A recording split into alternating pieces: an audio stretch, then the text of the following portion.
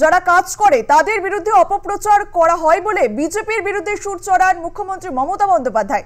তিনি বলেন, কোথাও রক্ত ঝরুক চাই না, ভুল জিনিসকে কখনো প্রশ্রয় দিই না।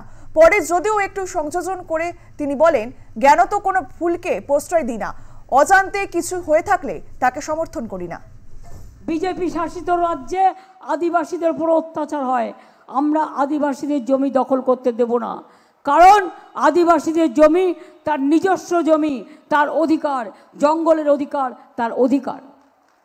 এবং আমরা ইতিমধ্যে কেন্দ্রীয় সরকারকে বলেছি, আদিবাসী এবং কুর্মী সমাজেরও অনেকে যারা আদিবাসী আছেন তারা প্রকৃতি পুজো করে, আর প্রকৃতি পুজোটাকে বলা হয় সারি এবং সারনা ধর্ম।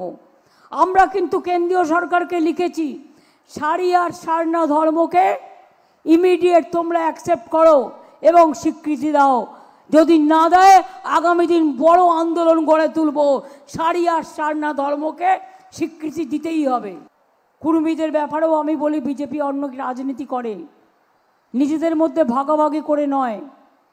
কোথায় কোথায় আমার কুর্মী সম্প্রদায়ের ভাই বোনেরা বাস করেন সেখানে আমরা একটা জিওগ্রাফিক্যাল সার্ভে করছি। আর আদিবাসী ভাই বোনেদের শংসাপত্র নিয়ে যাতে কোনো রকম কমপ্লেন না থাকে, দুয়ারে সরকার যখন হবে আপনারা কমপ্লেন জানাবেন, কমপ্লেন হলে আমরা সেটাকে সার্টিফাই করব।